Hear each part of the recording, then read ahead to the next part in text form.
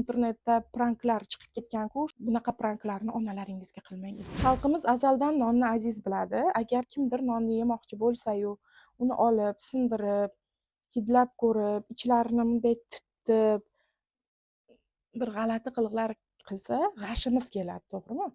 Asli qiyoslash noo'rindir, lekin nonga bo'lgan shu munosabatni onaga nisbatan qilinadigan har xil prank, hazillarga qiyoslagim keldida.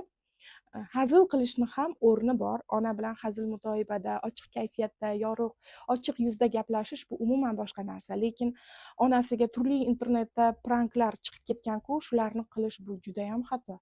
Azizlar, onalarga prank qilinmaydi. Onalar hurmatlanadi. Onalarga boshqacha munosabat qilinadi. Ular e'zozda, hurmatda bo'lish kerak. Bunaqa pranklarni onalaringizga qilmang, iltimos. Xuddiki nonni mayna qilib, mazax qilib yegan insonga g'ashingiz kelganday, siz ham atrofdagilarning xuddi shunday g'ashini keltirasiz.